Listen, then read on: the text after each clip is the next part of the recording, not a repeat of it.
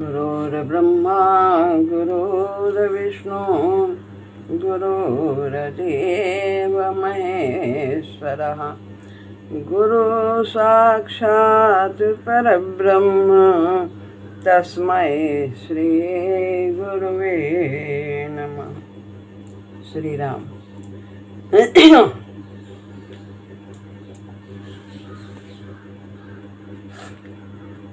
अध्याय 18 श्रीमद् भगवद गीता का श्लोक है 67।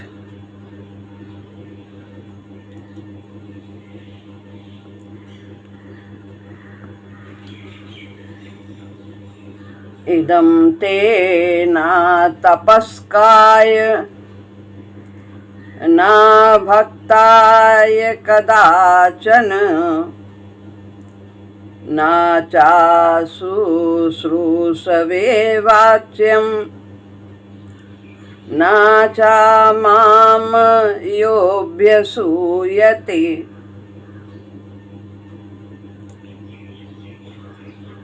ये जो श्लोक है, जो भगवान ने अभी पीछे बताया, मन मना भव मद भक्तो मद्याजी माम नमस्कुरु मामे वैश्य सत्यम ते प्रति जाने प्रियोसि में। इसे भगवान परम गोपनीय रहस्य बताते हैं और इसको अनाधिकारियों को कहने में या उनके सामने कहने का निषेध करते हैं कि इसे जो अनाधिकारी हैं उन्हें नहीं कहना चाहिए, उनके सामने यह प्रस्तुत नहीं करना चाहिए। इदम, यह सर्वगुहितम जो पीछे कहा है 66वें श्लोक में और 65वें में कहा है, ये दोनों बड़े महत्वपूर्ण हैं। इदम उन श्लोक के लिए आया है, उस विषय के लिए आया जो भगवान ने परम गोपनीय बात बताई है कि मन को मुझे दे दो, मेरे भक्त बन जाओ, मेरा पूजन करो अपने कर्मों के द्वारा और मुझे नमस्कार करो। यानी सब कुछ जो भी परिस्थिति है, घटना, स्थिति, व्यक्ति, वस्तु, पदार्थ, सब कुछ ये मुझसे ही स्वीकार करो। शिकवा न कोई सवाल, स्वीकार करो। तो ये परम गोपनीय रहस्य कि ऐसा करने पर मैं तुझे सभी पापों से मुक्त कर दूँ और मुझे ही तू प्राप्त हो। तो इदम, यह सर्वगुहितम वचन ते माने तुझे, अतपस्काय जो अतपस्वी हैं उनको नहीं कहना है, अभक्त को कभी नहीं कहना है, तथा जो सुनना नहीं चाहता, कदाचन माने कभी, न माने नहीं, च माने तथा, अशुश्रवे अशुश्रवे यानी जो सुनना नहीं चाहता उसको भी नहीं कहना। न माने नहीं कहना चाहिए, च और, या माने जो, माम मुझ में, अभ्यसूयति दोष दृष्टि रखता है उसे भी नहीं कहना चाहिए। यह सर्वगुहितम वचन तुझे अतपस्वी को नहीं कहना है और अभक्त को कभी नहीं कहना चाहिए, तथा जो सुनना नहीं चाहता उसको भी नहीं कहना चाहिए और जो मुझ में दोष दृष्टि रखता है उसको भी नहीं कहना चाहिए। 4 लोगों को प्रभु ने मना किया है, अतपस्वी, अभक्त और जो सुनना नहीं चाहता और जो भगवान में दोष दृष्टि रखता है, उन्हें ये वचन नहीं कहने चाहिए, उनके सामने इन्हें नहीं प्रकट करना चाहिए।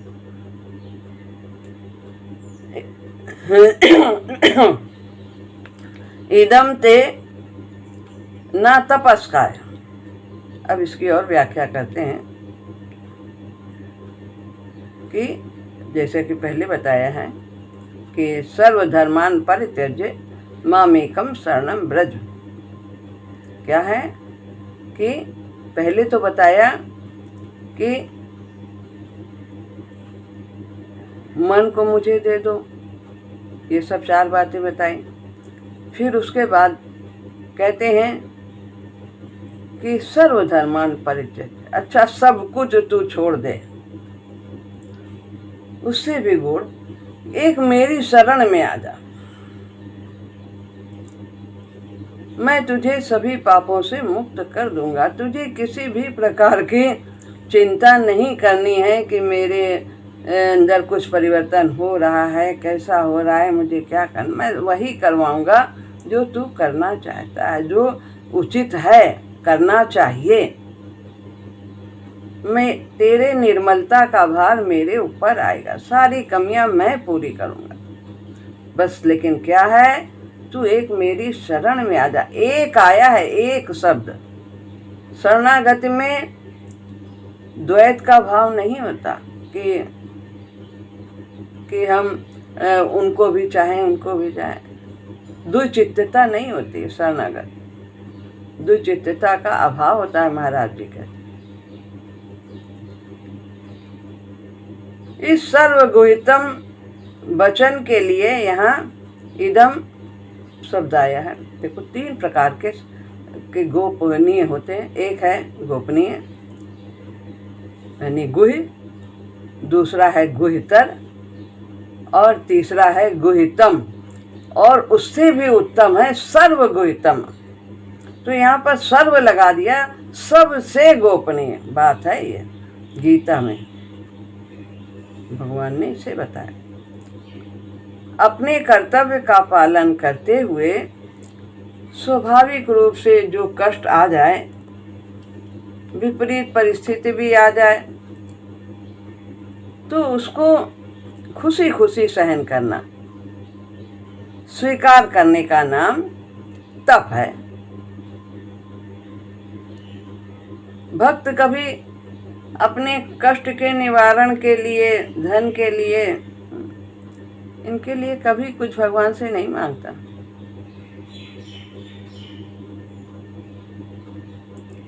तो जो भी परिस्थिति विपरीत आए उसे खुशी खुशी सहन करना, ये तप है।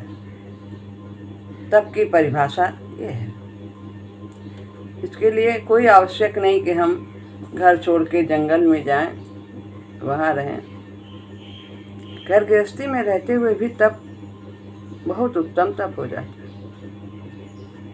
भगवान का कार्य भी होता है और हमारा तप भी हो जाता है। कितनी परिस्थितियां आती हैं गृहस्थी में, तरह तरह के उतार चढ़ाव आते हैं, तो उन्हें साधक क्या करता है, प्रभु का प्रसाद समझकर स्वीकार करता है। द्वंद आते रहते हैं। तप के बिना अंतःकरण में पवित्रता नहीं आती, मन निर्मल नहीं होता, और पवित्रता आए बिना अच्छी बातें धारण नहीं होती। जब मन पवित्र होगा, बुद्धि उससे प्रभावित होगी, तभी जो हम अच्छी बातें सुनेंगे तो उनको ग्रहण भी कर पाएंगे, वरना उनका हम अर्थ ही नहीं समझेंगे कि उनका क्या लाभ है, हमारे जीवन में क्या महत्व है। तो मन को निर्मल करना है, और वो है सत्संग से और भगवान के नाम के जाप से। जितना ये होगा उतनी ही हमारी ग्रहणशीलता बढ़ती चली जाएगी। इसलिए भगवान कहते हैं जो तपस्वी नहीं है उसको यह सर्वगुहितम रहस्य नहीं कहना चाहिए। क्यों नहीं कहना चाहिए, और बात बताते हैं। जो सहिष्णु अर्थात सहनशील नहीं है। पहली बात तो तपस्वी का बताया, तप का अर्थ बता दिया, तप है क्या। अब सहिष्णु, जो सहिष्णु अर्थात सहनशील नहीं है वो भी अतपस्वी है, अतः उसको भी यह सर्व गुह्यतम रहस्य नहीं कहना चाहिए। सहिष्णु माने सहनशील, सब मान अपमान, संयोग वियोग, सुख दुख, हानि लाभ, जीवन मरण, सब परिस्थिति आती है, उसमें रहते हुए संस्कार न बनाना, सुख में न फूलना और दुख में व्याकुल न होना। इस प्रकार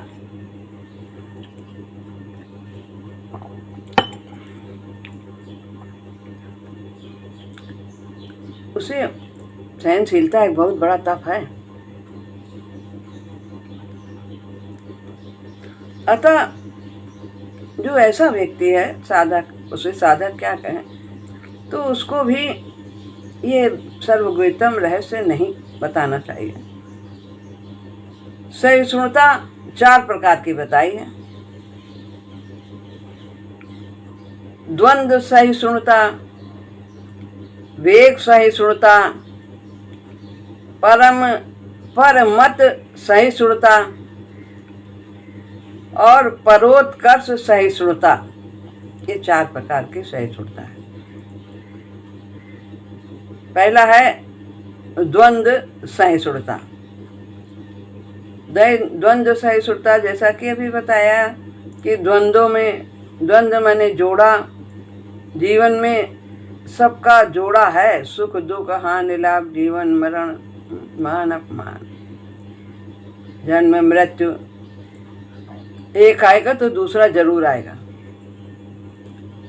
तो ये द्वंद्व है, इनमें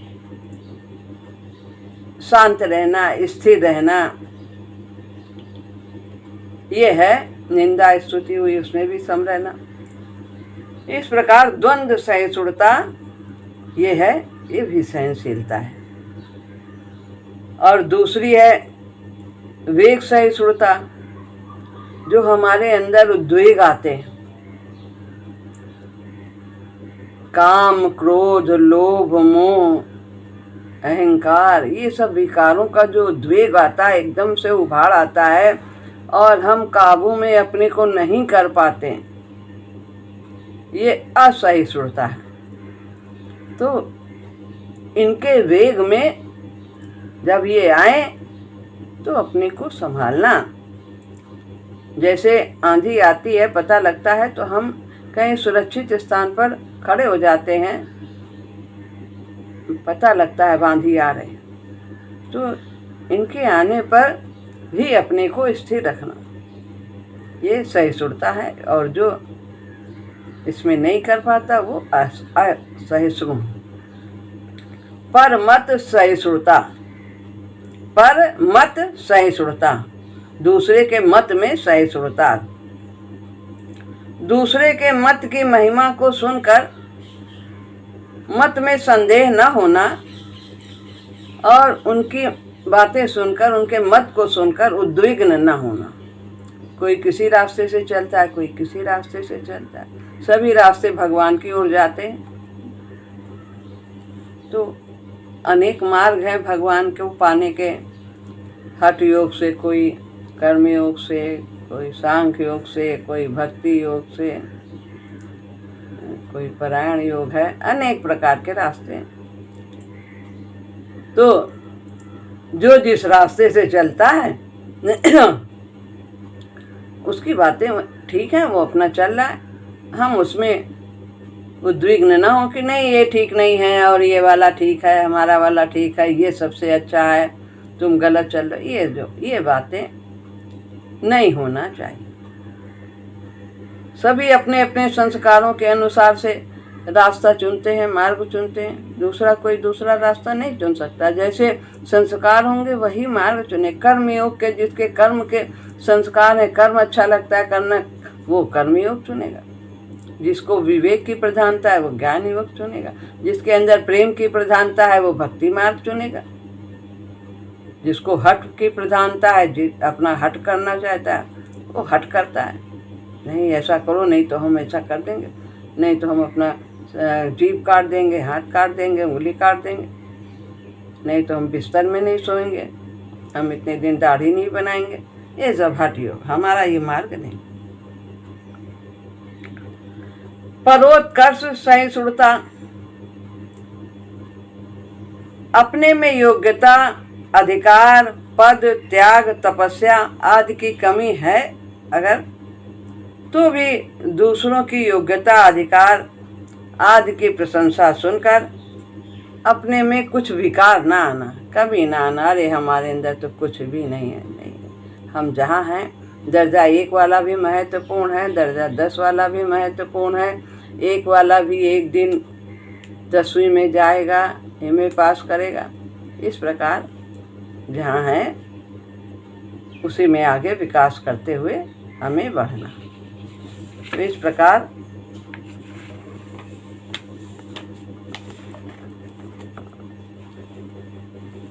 ये चारों सहिष्णुताएं सिद्धों की हैं। ये सहिष्णुताएं जिसका लक्ष्य हो वही तपस्वी है, जो इनमें उद्विग्न न हो। ऐसे अतपस्वी असहिष्णु को सर्वगुहितम रहस्य न सुनाने का मतलब है, क्यों मना कर रहे हैं भगवान कि उनको नहीं कहना है, अतपस्वी को नहीं कहना है, असहिष्णु को जो सहनशील नहीं है उसको भी नहीं कहना है। मतलब ये है कि संपूर्ण धर्मों को मेरे अर्पण करके तू अनन्य भाव से मेरी शरण आ जा। इस बात को सुन करके उसके मन में कोई विपरीत भावना या दोष ना आ जाए। किसके मन में? जो अतपस्वी है, असहिष्णु है, कि वो भगवान की बड़ाई नहीं सुन सकता। भगवान कह रहे मेरी शरण में आ जाए, जैसे पता नहीं क्या क्या है इनमें ऐसा कि क्या कर देंगे। जो अतपस्वी है, सहिष्णु है, वो इस बात को सहन नहीं करेगा और भगवान का और निरादर करेगा, जिससे उसका पतन होगा। तो ऐसे को नहीं कहना चाहिए। और दूसरा भाव यह भी है कि जिसका अपनी वृत्तियों, आचरण, भाव आदि को शुद्ध करने का उद्देश्य नहीं है, वो जीवन में ये नहीं चाहता कि हमारे अंदर अच्छे अच्छे गुण आए, उसको यदि तू मेरी शरण में आ जा ऐसा बोलोगे, भगवान कह रहे हैं, तो मैं तुम्हें संपूर्ण पापों से मुक्त कर दूंगा, चिंता मत कर। तो जब वो बात सुनेगा, भगवान कह रहे हैं चिंता मत कर, तुम कितना भी पाप करो मेरी शरण में आ जाओ, तो वो तो बहुत ज़्यादा पाप करने लगेगा। कहेगा हमें तो चिंता ही नहीं, सब भगवान ठीक करेंगे, सब मुक्ति वही करेंगे हमारे पापों की। तो वो अपने जीवन में और पाप करने लगेगा। तो इसलिए ऐसे भी व्यक्ति को जो अतपस्वी है उसको नहीं कहना चाहिए, दुराचारी और बन जाएगा। तो ये तो सहिष्णु की बात थी और तपस्वी की। अब कहते हैं ना भक्ताय कदाचन, और जो भक्त नहीं है उसको भी ना कहो। जो मेरा भक्त नहीं, यानी जो मुझसे प्रेम नहीं करता, जो भक्ति से रहित है, जिसका भगवान पर भरोसा नहीं है, श्रद्धा विश्वास भी नहीं है, उसको ये बात मत कहना। क्योंकि श्रद्धा विश्वास और भक्ति न होने से उसके अंदर गलत धारणा होगी, प्रेम की धारणा नहीं होगी, अब विपरीत धारणा होगी भगवान के प्रति। तो कहेगा कि भगवान तो ऐसी बात करते हैं कि मेरी शरण में आ जा, अपनी प्रशंसा करते हैं और दूसरों को वश में करना चाहते हैं, तो इस तरह अब सबको अपनी आज्ञा में चलाना चाहते हैं। तो ये सब बातें सुन करके वो सोचेगा कि उनकी शरण में जाने से क्या लाभ है, जो अपनी प्रशंसा अपने आप करते हैं। तो वो भगवान के प्रति दुर्भाव करके अपना पतन कर लेगा। तो अभक्त को भी, नास्तिक को भी इस प्रकार की बातें नहीं कहनी चाहिए। जिसको भगवान पर विश्वास नहीं है, श्रद्धा नहीं है, प्रेम नहीं है, उसको ये बातें नहीं कहनी चाहिए। ना चा सुश्रू स्वे वाच्यम, और जो असुर स्वे माने जो सुनना नहीं चाहता है, जबरदस्ती उसको सुनाने चले जाते हैं, उपेक्षा कर रहा है। तो हमें ये ध्यान देना है कि जो हम बोल रहे हैं क्या उसमें वो रुचि ले रहा है, कुछ ग्रहण कर रहा है। तो जो सुनना नहीं चाहता है, उपेक्षा करता है, उसको भी कभी नहीं कहना, क्योंकि बिना रुचि के जबरदस्ती सुनाने से वो इस बात का तिरस्कार करेगा, उसको सुनना अच्छा नहीं लगेगा, उसका मन इस बात को ग्रहण नहीं करेगा, फेंकेगा। इधर से सुना उधर से निकाला, पता नहीं अंदर जा भी रहा कि नहीं जा। यह भी उसके द्वारा एक अपराध होगा कि सुअरों के आगे मोती नहीं बिखेरना। अपराध करने वाले का भला नहीं होता है तो उससे और गलतियां हो जाएंगी, इसलिए उसे भी नहीं सुनाना चाहिए। भगवान को सभी प्रिय हैं, ऐसे लोग भी प्रिय हैं कि उनका पतन और न हो, वो स्वाभाविक रूप से धीरे धीरे बढ़े। ऐसी बात कोई न कहे जिससे कि उनके अंदर उद्वेग आए और उनका अपराध बढ़े। न च माम योऽभ्यसूयते, और कहते हैं जो गुणों में दोषारोपण करता है, किसी के गुण हैं तो वो बर्दाश्त नहीं कर पाता है, उसमें भी उसको कमी दिखाई दे जाएगी। दान कर रहा है, पता है क्यों दान कर रहा है, ये बहुत अपने को बड़ा दिखाना चाहता है, संसार में बहुत ज़्यादा कि हमसे बड़ा कोई नहीं है, ऐसे कुछ न कुछ उसमें दोष दृष्टि निकाल लेंगे। खुद भी नहीं करेंगे, लेकिन अगर कोई दूसरा कर रहा है तो उसमें भी उन्हें गुण में भी दोष दिखाई दे जाते हैं।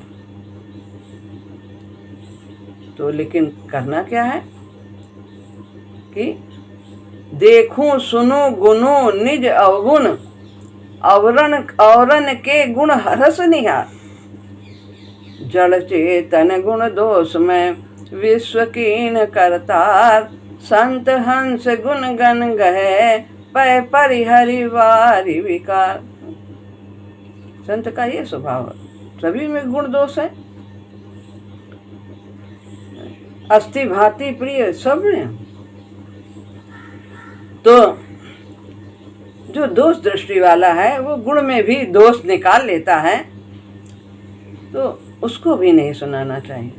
भगवान ने क्या क्या किया है, कितने बड़े बड़े कार्य किए हैं, तो वो तो उसमें भगवान की चर्चा सुनेंगे तो कहेंगे अरे वो तो इतनी गोपियों को लेकर डांस करते थे, क्या क्या करते थे, उनको इसी में दिखाई दे जाए।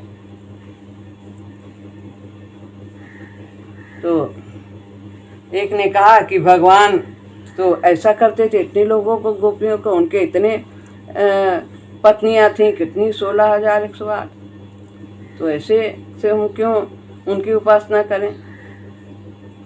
तो कोई एक क्रिश्चियन थी, हमने सुना है इसमें कथानक, तो वो नन थी, उसने उसके बारे में कहा, तो बोले कि देखो पहले आप ये बताइए, जज के सामने ये फैसला गया, तो कहा ये बताइए, वकील ने कहा कि आप ये बताइए, आपने जब नन बनने की प्रतिज्ञा की थी तो आपको क्या कहा गया था जब आपने शपथ ली थी। तो उन्होंने कहा कि कुछ बोले नहीं, लेकिन फिर उस वकील ने, जो भगवान की तरफ से वकील थे, उनका को ये कहा गया था कि मैं यीशु मसीह के अलावा किसी और को पति नहीं बनाऊंगी, मेरे वही एक पति है। अब कितनी नन है, भगवान ने तो 16,108 पटरानियाँ थी उनके, और उनके तो अब नन तो कितनी है, कितनी ननों ने ये प्रतिज्ञा की थी, तो उनकी संख्या तो बहुत अधिक है। तो वो कितने, उनकी कितनी पत्नियां हुई। तो इस प्रकार ये ये सूक्ष्म भाव होता है। तो वो जो दोष दृष्टि वाले हैं वो इस तरह के विचार रख देंगे, वो भगवान में भी दोष निकालेंगे। तो उनको भी ये मत सुनाना नहीं चाहिए, क्योंकि उनका अंतःकरण अत्यंत मलिन होने के कारण वो भगवान की बात सुनकर उल्टे भगवान में दोषारोपण करेंगे। दोष दृष्टि रहने से मनुष्य महान लाभ से वंचित हो जाता है। हाँ, इसलिए भैया देखो सुनो गुणों नहीं जाओ गुण, और औरन के गुण हरस नहीं आ। दूसरे में कहीं भी कितने भी अवगुण होते हुए भी यदि गुण है एक भी दिख रहा है तो उसको प्रसन्न होकर के देखना है। जब प्रसन्नता से हम उन्हें देखेंगे गुण को, एक भी गुण को, तो वो गुण हमारे अंदर और आ जाएगा। इस तरह से संसार में कितने लोगों के पास कुछ न कुछ गुण सब में, और हम उन गुणों को देखकर अपने अंदर स्वतः ही स्वाभाविक उन गुणों को बढ़ाते चले जाएंगे। दोष दृष्टि रहने से मनुष्य महान लाभ से वंचित हो जाता है और अपना पतन कर लेता है। अतः दोष दृष्टि करना बड़ा भारी दोष है। यह दोष श्रद्धालुओं में भी रहता है। इसलिए साधक को सावधान होकर इस भयंकर दोष से बचते रहना चाहिए। ये जो दोष बताए हैं पीछे असहिष्णुता के, ये द्वंद्व का, वेग का, परमत का, इस प्रकार के परिपेश का है, ये परोत्कर्ष सहिष्णुता का, दूसरे के उत्कर्ष को देख करके जलन होना, ये सब हमें साधक को अपने अंदर नहीं आने देना चाहिए। भगवान ने भी जहाँ अपना मत बताया है वहाँ श्रद्धावंता अनसूयंता पदों से यह बात कई कई जगह और भी कहा है। तो इस प्रकार ऐसे ही गीता के महत्व में भी ये बात कही है, श्रद्धावान नसूयस्य, ये बताया है। तो श्रद्धावान और दोष दृष्टि से रहित मनुष्य केवल गीता को सुनने मात्र से वैकुंठ आदि लोक को चला जाता है, जो दोष दृष्टि से रहित है।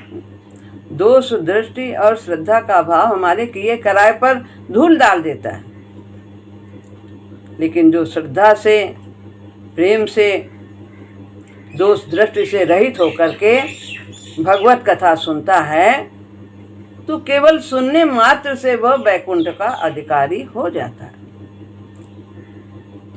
इस गोपनीय रहस्य को दूसरों से मत कहना, ये कहने का तात्पर्य यह है कि दूसरों को इस गोपनीय तत्व से वंचित रखना नहीं है कि भाई उनको बताए ना, लेकिन जब अधिकारी हो, जब वो सुने, जब वो ग्रहण करे और नया संस्कार न बनाए, अपना और पतन ना करे, जो प्रेम से सुने, श्रद्धा से सुने, तब उसको सुनाना।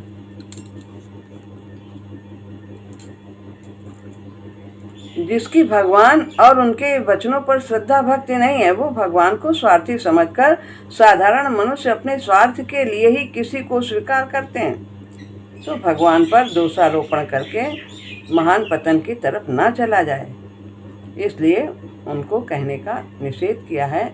जैसे कि 2 की बच्चे को हम 10 की किताब पढ़ाएं तो व्यर्थ होगा, उसका भी समय बर्बाद होगा और कहने वाले का भी समय बर्बाद होगा, उसको कुछ समझ में नहीं आएगा। पर यदि इस प्रकार कथा को, भगवान की कथा को सुनाते हैं और उसके विचार दूषित हैं, अभी इस बात को समझ नहीं सकता, तो वो दोष दृष्टि करेगा, तो उसका और पतन हो जाएगा। छोटा बच्चा तो समझेगा नहीं बात को, 10वीं की बात को 2 वाला, लेकिन यहाँ इस प्रकार कहने से उसमें और विचार दुर्भाव आ जाएंगे, इसलिए उसे नहीं कहना चाहिए। भगवान ने अभक्त को और दोष दृष्टि वाले को सर्वगतम वचन न कहने पर विशेष जोर दिया है। अभक्त और दोष दृष्टि वाले को कहने में जितना दोष है उतना दोष अतपस्वी और सुनना न चाहने वाले को कहने में नहीं है, क्योंकि अभक्त और दोष दृष्टि वाले में विपरीत बुद्धि है। जो अभक्त है, जो नास्तिक है, और जो दोष दृष्टि रखता है, तो उसमें भक्त का भाव नहीं है, वो विपरीत बुद्धि भगवान के प्रति उल्टा भाव रखता है, खराब भाव दुर्भाव रखता है, तो उसका विशेष ज़्यादा पतन हो जाएगा। लेकिन जिसको समझ नहीं है,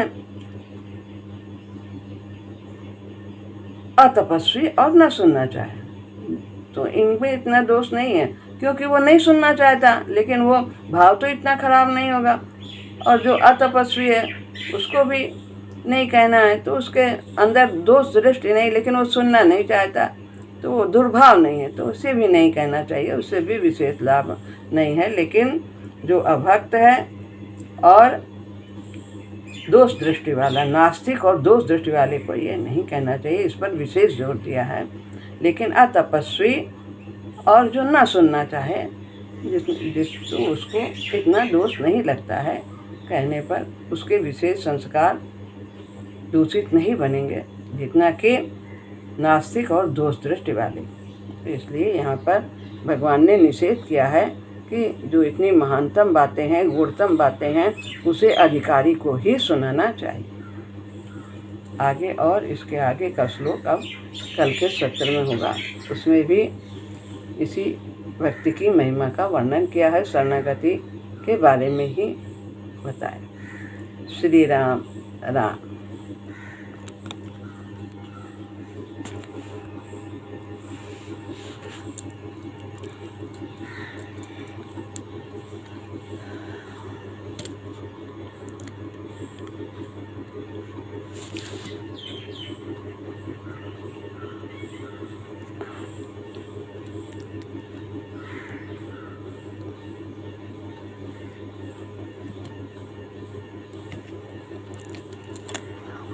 राम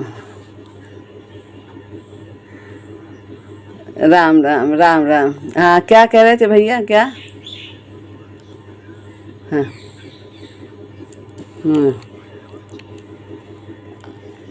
हाँ हाँ हाँ हाँ, अनुसूया कि जो जिसमें कमी न हो।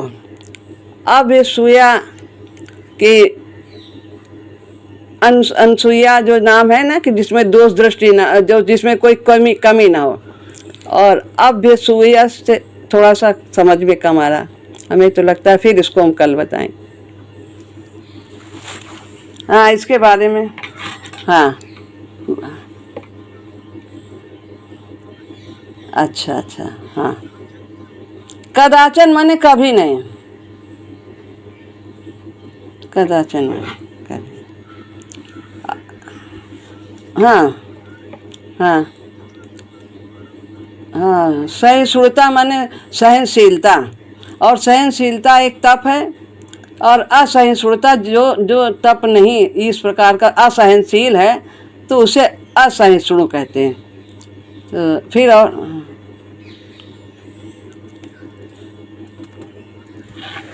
यहाँ पर यही है कि असहिष्णु का तात्पर्य यहाँ पर बताया है कि अतपस्काय, जो तपस्वी नहीं है, अभक्त, तो ये ना तपस्काय, तपस्काय में आया है, तप है। सहिष्णुता एक तप है, सहिष्णुता ये तप है, और ये तपस्वी के लिए, ये तपस्वी के लिए। हाँ, तप में ही आ जाएगा। असहिष्णु यानी जिसमें सहने की शक्ति नहीं, जिसमें सहनशीलता, वो बहुत बड़ा तप है, वो करता है, तपस्वी है। हाँ हाँ हाँ हाँ हाँ हाँ, जी जी, जरूर करेंगे। ठीक,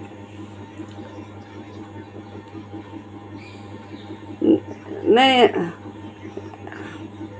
हाँ, पैते, हाँ हाँ, ठीक है, अच्छा है, कोई बात नहीं, ठीक है। हाँ हाँ, ठीक है, देखते हैं। हाँ हाँ, आप बैठिए, हमें इसी में बहुत आनंद आता है आप सबको देख करके, और जो हमसे सेवा होगी ज़रूर करेंगे, महाराज जी करवाएंगे, ज़रूर करेंगे जितना। राम राम राम राम राम राम, सुमन राम राम, कुसुम राम राम राम राम राम राम राम राम राम।